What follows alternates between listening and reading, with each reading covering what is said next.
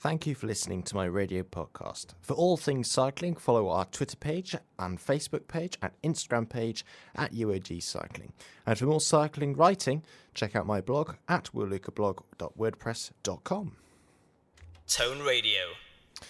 So, hello there and welcome to a special cycling presentation looking ahead to the 2018 Tour de Yorkshire. So, more of a podcasty show. I'm here to talk you through the route and who I believe are the main riders to look out for during the race. So the Tour de Yorkshire has gone from strength to strength since its debut back in 2015. And 2014 was the year when the Tour de France visited the UK. And since then, Yorkshire now hosts a race to celebrate that particular year. A year which every British cycling fan will remember for years to come. It's organised by Sir Gary Verity, the Chief Executive of Welcome to Yorkshire, and Christian Prudhomme, who is the General Director of the Tour de France. And I'm sure Yorkshire will play host to some beautiful scenery, ideal for a bike race. It always is. And the county and the cycling within Yorkshire will also get even bigger next year, as it's due to host the UCI Road World Championships for 2019. But for now, 2018 will see the fourth edition of the Tour de Yorkshire. And to make things more exciting, the race has been increased from 3 to 4 days. So it's sure to be exciting racing across the May bank holiday weekend. So, without further ado, let me talk you through the basics of the race. Well, the overall winner takes home the blue jersey, plus riders could also win the green points jersey, suited for sprinters, and the red King of the Mountains jersey, suited for the best climbers. So first of all, let's show you the route. This is the overview of the 4 days, taking in all 4 parts of Yorkshire, from east, south, north and west. Each stage has a specific title, and to me, looking at the map, the route looks varied and somewhat dramatic. But it looks set to be the best one yet, in my opinion, and it should be a tremendous show. So, firstly, let's have a look at stage 1. It's named the Arts and Culture stage, and at 182 kilometres long, the opening stage of the 2018 Tour de Yorkshire begins in the historic market town of Beverley, before making its way eastwards to Doncaster. The Holderness Coast will make a brief appearance before looping back through Beverley, and stage 1 will take in the Yorkshire Wolds with a single category climb called the Cote de Baggerby Hill. There are also 2 intermediate sprints at Pocklington and Howden. The final kilometres loop out of town before passing Doncaster Racecourse. So we should see a bunch sprint to contest the first blue jersey in Doncaster.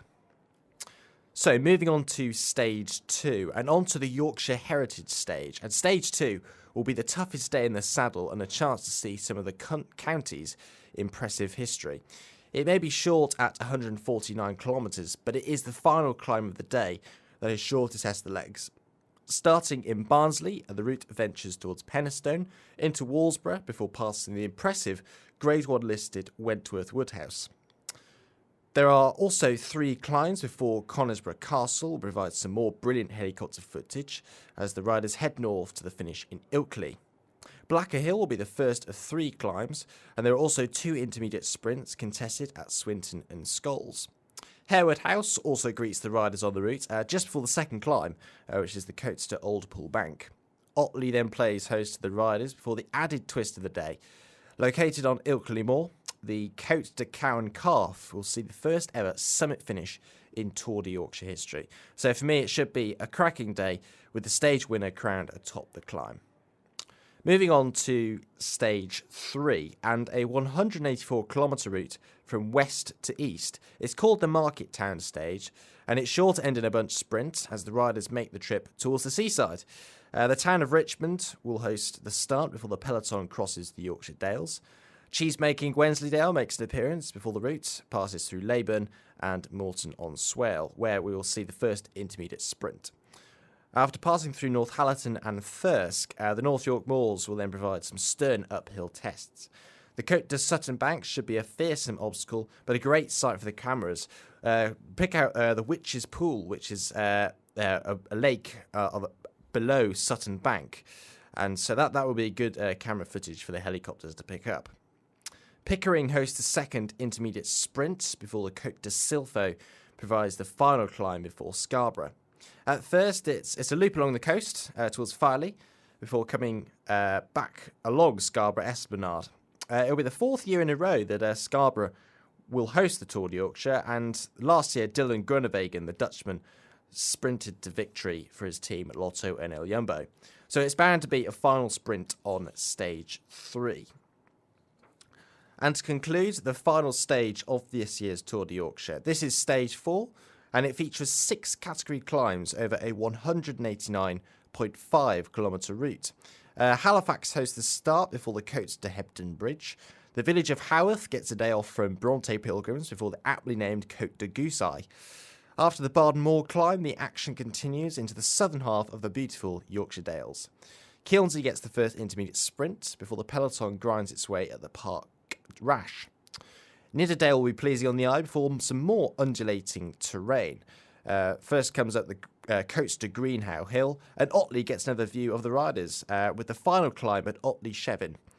The suburb of Arthington hosts the final intermediate sprint before the tour comes to an end on the Hedrow right in the centre of Leeds. And that's very interesting because the Hedrow is where the Tour de France in 2014 started during that year of the Grand Départ. So that's the route overview. So what about the riders? Who should we be looking out for at this year's tour? Well, there are a host of stellar names that will make the start line in Beverley. First up is the defending champion Serge Pels.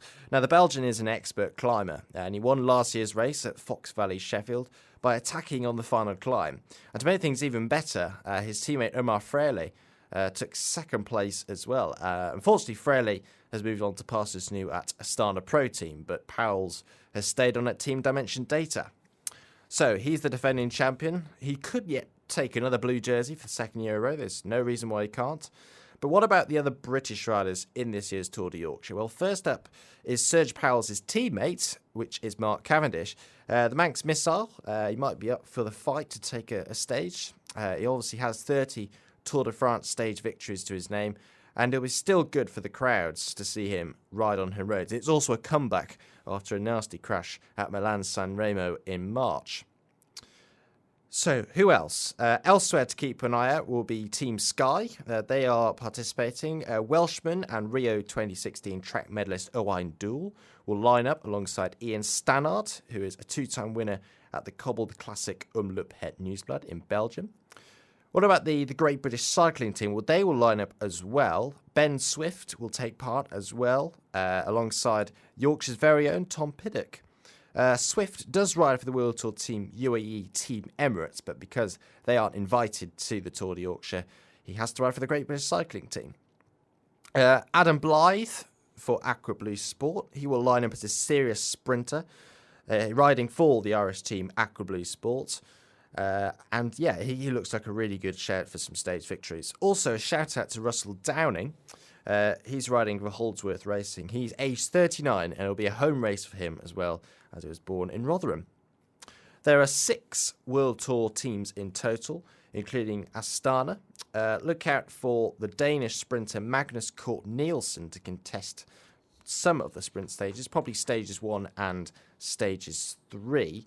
Cort Nielsen has taken numerous stages at the Vuelta. He took 2 stages at that particular Grand Tour in 2016. French riders are also in abundance, such as Direct Energy's Sylvain Chivanel. He's a former wearer of the yellow jersey at the Tour de France. Sprinter Brian Coquart is also taking part. And it's also a big year for the team Direct Energy, which is the team of Sylvain Chavanel, because they come from the Vendée region of France, which is hosting the Grand Départ of the Tour de France this year. And also, one of the big names to feature includes the current Olympic champion from Rio, Greg van Avermaet. He's a Belgian rider. He's riding for BMC. He's also the 2017 Paris-Roubaix champion. And to be fair, he hasn't had the best Spring Classics campaign, so he'll surely want to put that all behind him in Yorkshire. Other teams to ride for the World Tour include Team Sunweb, Team Katusha Alpecin. So there are going to be plenty of good names to add to the mix. So that concludes the podcast of the Tour de Yorkshire 2018. Coming up is the Giro d'Italia. That's not long to go now. The first stage is, of course, in Israel, before making its way up north to Rome. And also in July is the Tour de France. And obviously in September comes the Tour of Britain. So plenty of cycling still on its way. And thank you very much for listening.